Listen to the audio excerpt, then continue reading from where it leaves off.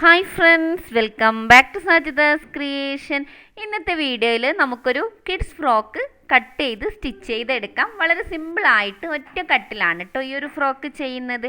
ഈ ഒരു frock stitch ചെയ്യാൻ വേണ്ടിയിട്ട് ഞാനിവിടെ കോട്ടൺ ക്ലോത്താണ് എടുത്തിരിക്കുന്നത്. നിങ്ങൾക്ക് ഏത് ക്ലോത്ത് വേണമെങ്കിലും ഈ ഒരു ഫ്രോക്ക് സ്റ്റിച്ച് ചെയ്യാൻ യൂസ് ചെയ്യാം. അതുപോലെ തന്നെ ഞാനൊരു ഡ്രസ്സിൻ്റെ സഹായത്തോടു കൂടിയാണ് നിങ്ങൾക്കിതിൻ്റെ കട്ടിങ്ങും സ്റ്റിച്ചിങ്ങും ഒക്കെ കാണിച്ചു തരുന്നത്. അപ്പോൾ അതുകൊണ്ട് തന്നെ നിങ്ങൾക്ക് ഏതൊരു പ്രായത്തിലുള്ള കുട്ടികളുടെയും ഡ്രസ്സ് എടുത്തിട്ട് ഇതുപോലെ അളവെടുത്ത് കട്ട് ചെയ്തെടുക്കാവുന്നതാണ്. അപ്പോൾ ഇന്ന പ്രായത്തിലുള്ള കുട്ടികൾക്ക് എത്ര അളവാണ് വേണ്ടത് അങ്ങനെ ഒരു സംശയം വരില്ല. അപ്പോൾ അതുകൊണ്ട് തന്നെ നമുക്ക് ഈ ഒരു ഡ്രസ്സിൽ നിന്നും അളവെടുത്തിട്ട് സ്റ്റിച്ച് ചെയ്യാം കേട്ടോ. അപ്പോൾ അതിന് വേണ്ടിയിട്ട് ഞാനിതാ ഇവിടെ ആ കോട്ടൺ ക്ലോത്തിനെ ഫോൾഡ് ചെയ്യാണ് കേട്ടോ. നോർമലി നമ്മളൊരു ഡ്രസ്സ് ഫോൾഡ് ചെയ്യാൻ വേണ്ടിയിട്ട് ക്ലോത്തിനെ ഇതുപോലെ വീതിക്കൊന്ന് ഫോൾഡ് ചെയ്യും, പിന്നെ നീളത്തിൽ ഫോൾഡ് ചെയ്യും. ഇവിടെ അങ്ങനെയൊന്നും ചെയ്യുന്നില്ല. ഇവിടെ ജസ്റ്റ് ഞാനിവിടെ ക്ലോത്തിനെ നീളത്തിൽ മാത്രമാണ് കേട്ടോ ഫോൾഡ് ചെയ്യുന്നത്, വീതിക്ക് ഫോൾഡ് ചെയ്യുന്നേ ഇല്ല. ഇപ്പം നിങ്ങൾക്ക് കാണാം ക്ലോത്തിനെ ഞാനിവിടെ രണ്ടായിട്ട് ഫോൾഡ് ചെയ്തെടുത്തിട്ടുണ്ട്. എന്നിട്ട് നന്നായിട്ടൊന്ന് വിരിച്ചു കൊടുക്കുക, ഒരു മടക്കുമില്ലാത്ത രീതിയിൽ വിരിച്ചെടുക്കണം. അതിനുശേഷം ഞാൻ ഈ വിരൽ വെച്ച ആ ഒരു ഭാഗത്ത് ജസ്റ്റ് ഒന്ന് വിരൽ പ്രസ് ചെയ്യുക.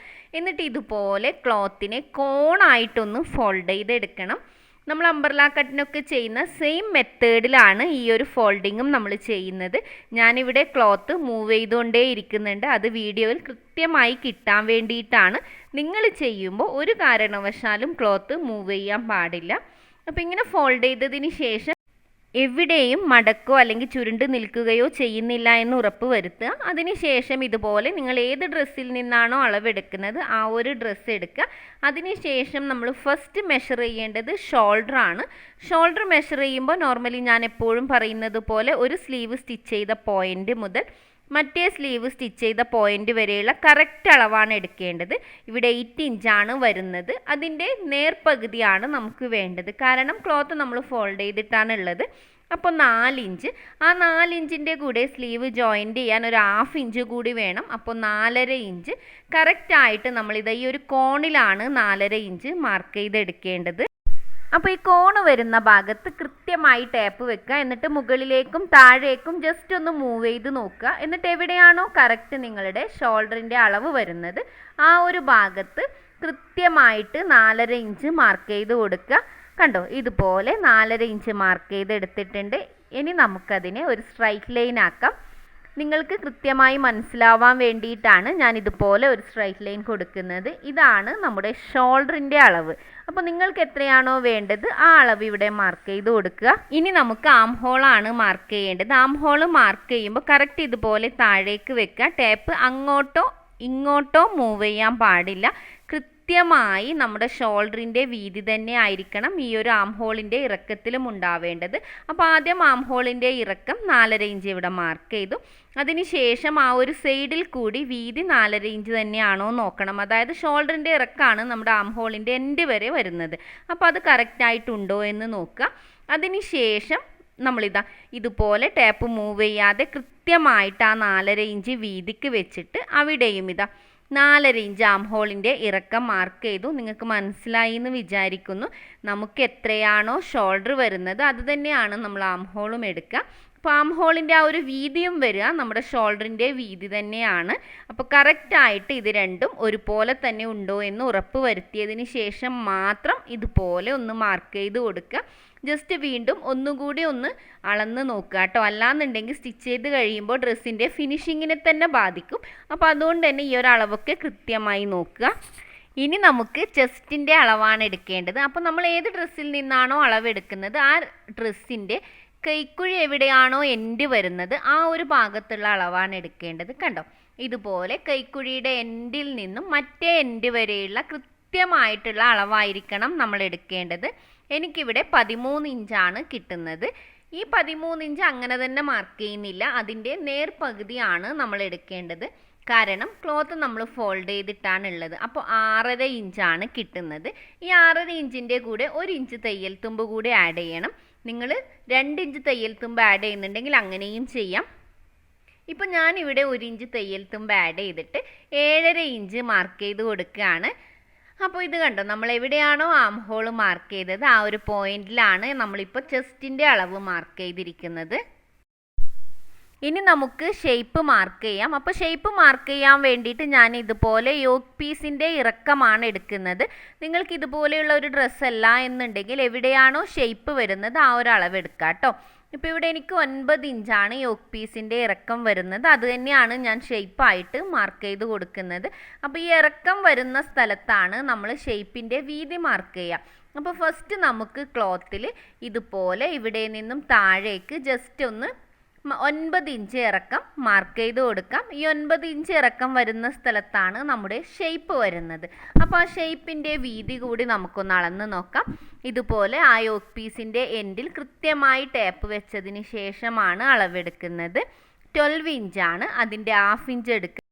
എന്നിട്ട് അതിൻ്റെ കൂടെ 1 ഇഞ്ച് തയ്യൽ തുമ്പ് കൂട്ടുക. നിങ്ങൾ 2 ഇഞ്ചാണ് തയ്യൽ തുമ്പ് ആഡ് ചെയ്തതെങ്കിൽ അത് തന്നെ കൂട്ടുക. അപ്പോൾ എനിക്കിവിടെ 7 ഇഞ്ചാണ് കിട്ടുന്നത്. അപ്പോൾ നമ്മൾ ഷോൾഡറിൽ നിന്നും താഴേക്ക് ആ 9 ഇഞ്ച് മാർക്ക് ചെയ്ത സ്ഥലത്താണ് ഇപ്പോൾ 7 ഇഞ്ച് മാർക്ക് ചെയ്ത് കൊടുത്തിരിക്കുന്നത്. ഇതാണ് നമുക്ക് ഷേപ്പ് വരുന്നത്. അവിടെയാണ് നമ്മൾ ഇലാസ്റ്റിക് ബാൻഡ് വെച്ച് കൊടുക്കുക. അപ്പോൾ ഇതാ ഈ ഒരു ആം ഹോളിൽ നിന്നും ആ ഷേപ്പ് വരുന്ന ഭാഗത്തേക്ക് ജസ്റ്റ് ഇതുപോലെ ഒന്ന് വരച്ച് കൊടുക്കുക. ഇതുവരെ നമ്മൾ ഈ ഒരു ഡ്രസ്സിൻ്റെ ഇറക്കം മാർക്ക് ചെയ്തിട്ടില്ല. അപ്പോൾ നമുക്ക് ഈ ഒരു അവസരത്തിൽ ഇതിൻ്റെ ഇറക്കം കൂടി ഒന്നെടുത്ത് മാർക്ക് ചെയ്ത് കൊടുക്കാം. അപ്പോൾ ഇറക്കം എടുക്കുമ്പോൾ ഷോൾഡറിൽ നിന്നും നേരെ താഴേക്കാണ് നമ്മൾ ഇറക്കം എടുക്കേണ്ടത്. എത്രയാണോ വേണ്ടത് അത്രയും എടുക്കുക. അപ്പോൾ എനിക്കിവിടെ 25 ഇഞ്ചാണ് കിട്ടുന്നത്. അതിൻ്റെ കൂടെ ഷോൾഡർ ജോയിൻറ്റ് ചെയ്യാൻ 1/2 ഇഞ്ച്, താഴ്വശം ജോയിൻറ്റ് ചെയ്യാൻ 1 ഇഞ്ച്, ജോയിൻറ്റ് ചെയ്യാനല്ല ഫോൾഡ് ചെയ്യാൻ 1 ഇഞ്ചാണ് വേണ്ടത്. പക്ഷെ ഞാനിവിടെ ഒരു 1/2 ഇഞ്ച് മാത്രമേ എടുക്കുന്നുള്ളൂ, കാരണം ഞാൻ ഓവർലോക്കാണ് ചെയ്യുന്നത്. നിങ്ങൾ ഫോൾഡ് ചെയ്യുന്നെങ്കിൽ 1 ഇഞ്ച് എടുക്കുക, അല്ലാന്നുണ്ടെങ്കിൽ 1/2 ഇഞ്ച് എടുക്കാം. അപ്പോൾ ഞാൻ ടോട്ടൽ ഇറക്കത്തിൻ്റെ കൂടെ 1 ഇഞ്ച് തയ്യൽ തുമ്പ് എടുത്തിട്ടുണ്ട്. അപ്പോൾ 26 ഇഞ്ചാണ് വരുന്നത്. ആ 26 ഇഞ്ച് ഇതുപോലെ ഷോൾഡറിൽ നിന്നും നേരെ താഴേക്ക് മാർക്ക് ചെയ്ത് കൊടുക്കുക. കണ്ടോ, ഇതുപോലെ മാർക്ക് ചെയ്തെടുത്തിട്ടുണ്ട്. നമുക്ക് നോക്കാം. കണ്ടോ, ഷോൾഡറിൽ നിന്നും നേരെ താഴേക്ക് പോയിട്ട് അവിടെ 26 ഇഞ്ച് ഫസ്റ്റ് തന്നെ നമ്മൾ മാർക്ക് ചെയ്ത് കൊടുത്തിട്ടുണ്ട്. ഇനി നമുക്ക് ചെയ്യാനുള്ളത് ഷോൾഡറിൽ നിന്നും ടാപ്പ് ഒന്ന് മൂവ് ചെയ്യുക. അതേപോലെ തന്നെ നേരെ താഴെ പോയിട്ടും അവിടെയും ടാപ്പ് മൂവ് ചെയ്യുക. എന്നിട്ട് ഇതുപോലെ സ്ട്രെയിറ്റ് ആയിട്ട് തന്നെ വെക്കുക. അതിനുശേഷം ഇവിടെയും 26 മാർക്ക് ചെയ്ത് കൊടുക്കുക. കാരണം നമ്മൾ അംബർല കട്ടിൻ്റെ ആ ഒരു രീതിയിലാണ് ഇത് ചെയ്യുന്നത്. ഫുൾ അംബർല കട്ടാണ്. അപ്പോൾ അതുകൊണ്ട് തന്നെ നമ്മൾ ടാപ്പ് മുകളിൽ നിന്നും താഴെ നിന്നും ഒരുപോലെ മൂവ് ചെയ്തതിന് ശേഷം നമുക്ക് എത്രയാണോ ഇറക്കം കിട്ടിയത് ആ ഇറക്കം മാർക്ക് ചെയ്ത് കൊടുക്കുക. കണ്ടോ, ഞാനിപ്പോൾ ഇതുപോലെ ടാപ്പ് വീണ്ടും മൂവ് ചെയ്തു. മുകളിൽ നിന്നും അതുപോലെ തന്നെ താഴെ നിന്നും മൂവ് ചെയ്തതിന് ശേഷം 26 മാർക്ക് ചെയ്ത് കൊടുത്തിട്ടുണ്ട്. ഈ 26 ഞാൻ താഴ്വശത്ത് മുഴുവനായും ഇതുപോലെ ടാപ്പ് മൂവ് ചെയ്ത് മാർക്ക് ചെയ്തെടുത്തു. കണ്ടോ, കൃത്യമായിട്ട് ഞാനിപ്പോൾ മാർക്ക് ചെയ്തെടുത്തിട്ടുണ്ട്. ഇനി നമുക്കിതിനെ ഒന്ന് ജോയിൻ്റ് ചെയ്ത് കൊടുക്കണം. കണ്ടോ, കൃത്യമായി നമ്മളിപ്പോൾ ഇത് ജോയിൻ്റ് ചെയ്തെടുത്തിട്ടുണ്ട്. ഒരു 1/2 സർക്കിൾ രീതിയിലാണ് ഇത് വരുന്നത്. കട്ട് ചെയ്ത് കഴിയുമ്പോൾ നല്ല ഫിനിഷിങ്ങിൽ വരും കേട്ടോ. ഇനി നമുക്കിതാ ഇവിടെ ഷേപ്പൊക്കെ മാർക്ക് ചെയ്ത ആ ഒരു പോയിൻ്റ് ഡയറക്റ്റായിട്ട് താഴ്വശത്തെ ആ ഒരു വീതി വരുന്നില്ലേ, ആ ഒരു എൻഡ് വരെ കൃത്യമായി മാർക്ക് ചെയ്ത് കൊടുക്കുക. മുഴുവൻ വീതിയും നമ്മൾ എടുക്കുന്നുണ്ട് കേട്ടോ. ഇനി നമുക്ക് ആം ഹോൾ ഒന്ന് ഷേപ്പ് ചെയ്തെടുക്കേണ്ടതുണ്ട്. അപ്പോൾ ഞാനിത് ഈ നേരത്തെ മാർക്ക് ചെയ്ത ആം ഹോളിൻ്റെ ആ ഒരു ബോക്സിൻ്റെ ഉള്ളിൽ ജസ്റ്റ് ഒന്ന് കർവ് ചെയ്ത് കൊടുക്കുകയാണ് ചെയ്യുന്നത്. നോർമലി നമ്മൾ മറ്റ് ഡ്രസ്സിനൊക്കെ ചെയ്യുന്ന സെയിം മെത്തേഡ് തന്നെയാണ് കേട്ടോ ഇവിടെയും ചെയ്യുന്നത്. ഇപ്പോൾ നമ്മളിതാ മുഴുവനായും മാർക്ക് ചെയ്തെടുത്തിട്ടുണ്ട്. ഇനി നമുക്ക് നെക്കാണ് മാർക്ക് ചെയ്തെടുക്കേണ്ടത്. അപ്പോൾ ഇതുപോലെ ഒരു ഡ്രസ്സ് എടുത്തിട്ട് അതിൽ നിന്നും നെക്കിൻ്റെ വീതി അളന്നെടുക്കുക. കറക്റ്റായിട്ട് ഇതുപോലെ വെച്ചിട്ട് വേണം നെക്കിൻ്റെ വീതി എടുക്കാൻ വേണ്ടിയിട്ട്. 5 ഇഞ്ചാണ് എനിക്ക് കിട്ടിയത്. അതിൻ്റെ പകുതി എടുക്കാം. അപ്പോൾ 2.5 ഇഞ്ച്. ആ 2.5 ഇഞ്ചിൽ നിന്നും തയ്യൽ തുമ്പായിട്ട് ഒരു 1/2 ഇഞ്ച് വിട്ടതിന് ശേഷം 2 ഇഞ്ച് വേണം നമ്മളിവിടെ മാർക്ക് ചെയ്ത് കൊടുക്കാൻ വേണ്ടിയിട്ട്. കണ്ടോ, ഇതുപോലെ നമ്മൾ നേരത്തെ ഷോൾഡർ മാർക്ക് ചെയ്ത പോയിന്റിൽ 2 ഇഞ്ച് മാർക്ക് ചെയ്ത് കൊടുക്കുക.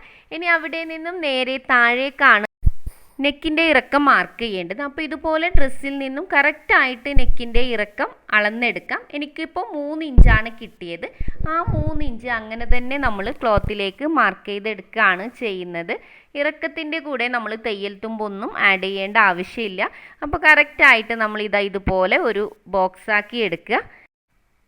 അതിന് ശേഷം നമുക്കിതിനെ ഒന്ന് ഷേപ്പ് ചെയ്തെടുക്കാം. ഒരു റൗണ്ട് നെക്കാണ് ചെയ്യുന്നത്. അപ്പോൾ അതിനനുസരിച്ച് ജസ്റ്റ് ഒന്ന് കേവ് ചെയ്ത് കൊടുക്കുക. ഞാനിവിടെ ഫ്രണ്ട് നെക്കും ബാക്ക് നെക്കും ഒരേ അളവിലാണ് ചെയ്യുന്നത്. കുറച്ച് ഡീപ്പായിട്ട് ഞാൻ ഷേപ്പ് ചെയ്യുന്നുണ്ട്. ഇത്രയും ഡീപ്പ് വേണ്ടെങ്കിൽ അങ്ങനെ ചെയ്യേണ്ടതില്ല. ഇനി നമുക്കിത് ഇതുപോലെ ആം ഹോളിൻ്റെ ഭാഗത്ത് ഒരു 1/2 ഇഞ്ച് മാർക്ക് ചെയ്ത് കൊടുക്കുക. എന്നിട്ട് ഇതുപോലെ ഒന്ന് ക്രോസ് ചെയ്ത് കൊടുക്കുക കേട്ടോ.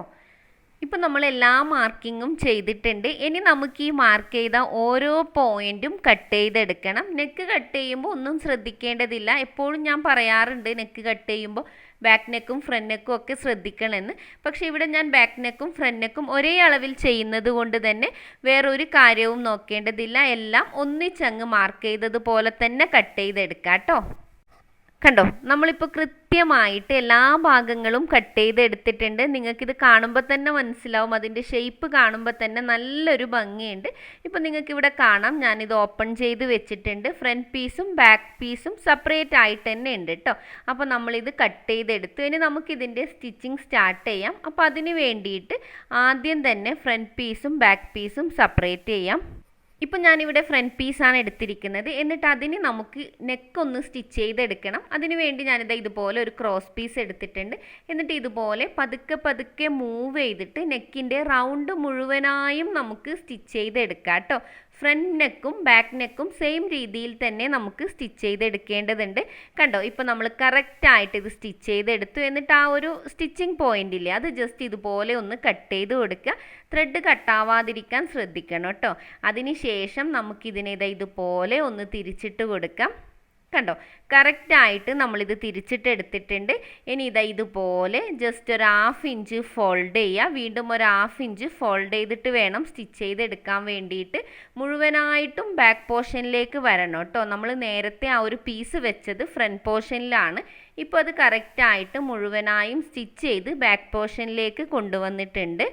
കണ്ടോ, ഇപ്പോൾ കൃത്യമായി നമ്മൾ ഫ്രണ്ട് പീസും ബാക്ക് പീസും ഒക്കെ സ്റ്റിച്ച് ചെയ്ത് എടുത്തിട്ടുണ്ട്. ഇനി ഫ്രണ്ട് പീസിൻ്റെ നല്ല വശത്ത് ബാക്ക് പീസിൻ്റെ നല്ല വശം വെച്ച് കൊടുക്കുക. എന്നിട്ട് 2 ഷോൾഡറും സ്റ്റിച്ച് ചെയ്തെടുക്കാം. കണ്ടോ, നമ്മളിപ്പോൾ കൃത്യമായിട്ട് 2 ഷോൾഡറും സ്റ്റിച്ച് ചെയ്തിട്ടുണ്ട്. ഇനി നമുക്കിതിനെ ഒന്ന് ഓപ്പൺ ചെയ്ത് നോക്കാം. കണ്ടോ, ഇതുപോലെയാണ് ഉണ്ടാവുക. ഇനി നമുക്ക് ചെയ്യാനുള്ളത് നമ്മുടെ കൈക്കുഴിയിൽ സ്ലീവ് ജോയിൻറ്റ് ചെയ്യണം. പക്ഷെ ഞാനിവിടെ സ്ലീവ് അല്ല ചെയ്യുന്നത്. അതിന് പകരം ഇതുപോലെ സ്ട്രൈറ്റ് ആയിട്ടുള്ള ഒരു പീസ് ഞാൻ എടുത്തിട്ടുണ്ട്. ഇത് ഫ്രില്ലിട്ടിട്ടാണ് ഞാൻ ആ സ്ലീവിൻ്റെ പോർഷനിൽ വെച്ച് കൊടുക്കുന്നത്. അപ്പോൾ നമുക്ക് ആദ്യം ഇതിൻ്റെ വീതി നോക്കാം. ഇതിൻ്റെ വീതി വരുന്നത് ഒരു 3 ഇഞ്ചാണ് കേട്ടോ. കണ്ടോ, കറക്റ്റായിട്ട് 3 ഇഞ്ചാണ് വീതി വരുന്നത്. ഇതിൻ്റെ നീളം നമുക്കിതുപോലെ ഒന്ന് നോക്കാം. ഏതാണ്ട് ഒരു 39 ഇഞ്ചോളം ഞാൻ നീളം എടുക്കുന്നുണ്ട്. നല്ല നീളത്തിൽ തന്നെ എടുത്തിട്ടുണ്ട് കേട്ടോ. എന്നാൽ മാത്രമേ നന്നായി ഫ്രില്ലിടാൻ പറ്റുള്ളൂ. ഇനി നമുക്കിത് ഇതുപോലെ ഒരു 1/4 ഇഞ്ച് ഫോൾഡ് ചെയ്യുക. വീണ്ടും ഒരു 1/4 ഇഞ്ച് ഫോൾഡ് ചെയ്തിട്ട് വളരെ നേരിയ രീതിയിലൊന്ന് ഫോൾഡ് ചെയ്ത് സ്റ്റിച്ച് ചെയ്തെടുക്കാം. അതുപോലെ തന്നെ ഇതിൻ്റെ മുകളിൽ ഞാൻ വളരെ വീതി കൂടിയ, അതായത് ലെങ്ത്ത് കൂടിയ ഒരു സ്റ്റിച്ച് ചെയ്തിട്ടുണ്ട്. അപ്പോൾ ആ ഒരു സ്റ്റിച്ച് ചെയ്യുന്നത് നമുക്ക് ഇതുപോലെ ആ ഒരു നൂല് വലിച്ച് ഫ്രില്ല് എഫക്റ്റ് കൊണ്ടുവരാൻ വേണ്ടിയിട്ടാണ്. നിങ്ങളൊന്ന് ട്രൈ ചെയ്ത് നോക്കിയാൽ മനസ്സിലാവും. നിങ്ങളുടെ മെഷീനിൽ ഏറ്റവും ലെങ്ത്തി ആയിട്ടുള്ള സ്റ്റിച്ച് ചെയ്ത് കൊടുക്കുക. എന്നിട്ട് ഇതുപോലെ പതുക്കെ പതുക്കെ ഒന്ന് ആ നൂല് വലിച്ചു കൊടുത്താൽ തന്നെ ആ ഒരു ഫ്രില്ല് എഫക്റ്റ് നമുക്ക് കിട്ടും കേട്ടോ.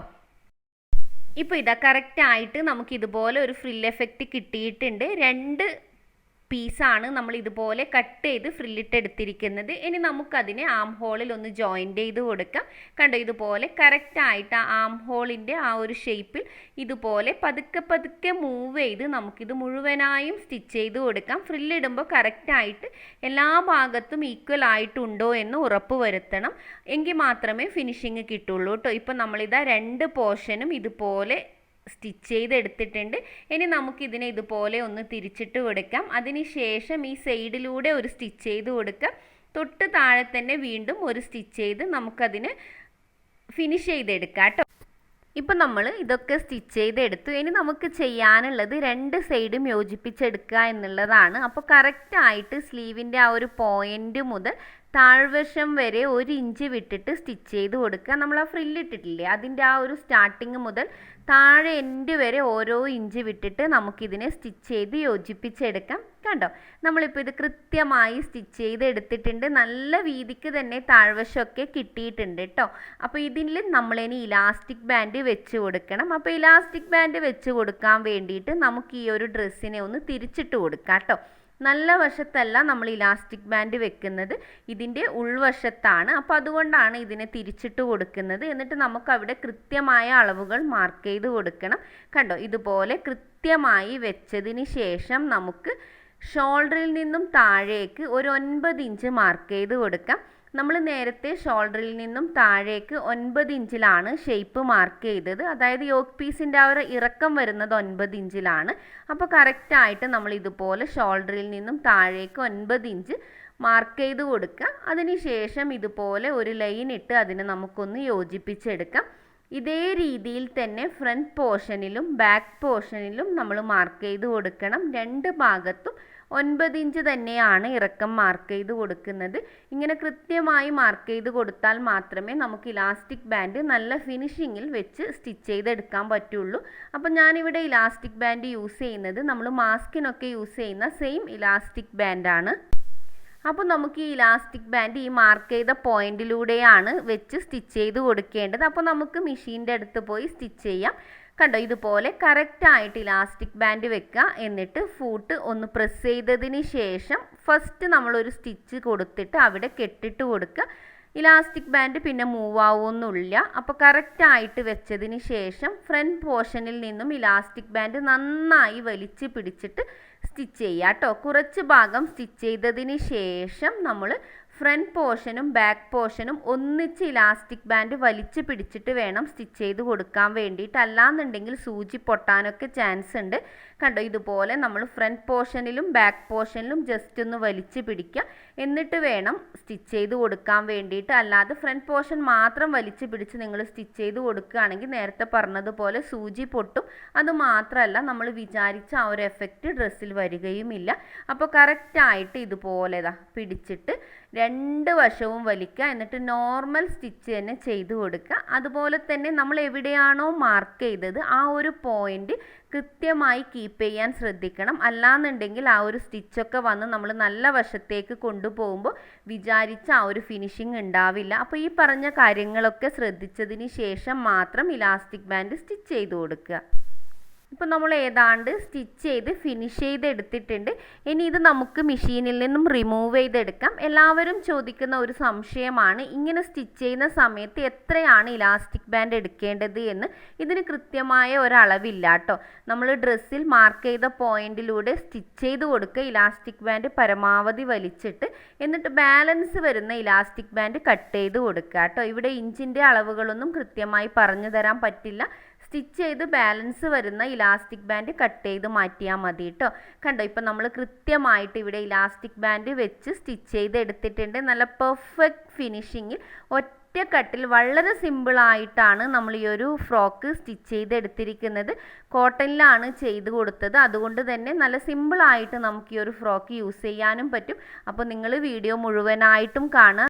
ശേഷം നിങ്ങളുടെ അഭിപ്രായം നല്ലതായാലും മോശമായാലും കമൻറ്റ് ചെയ്യുക. അപ്പോൾ ഇന്നത്തെ വീഡിയോ ഞാനിവിടെ വൈൻഡപ്പ് ചെയ്യുകയാണ്. നെക്സ്റ്റ് ടൈം പുതിയൊരു വീഡിയോയുമായിട്ട് വരും. അതുവരെ ബൈ, ടേക്ക് കെയർ.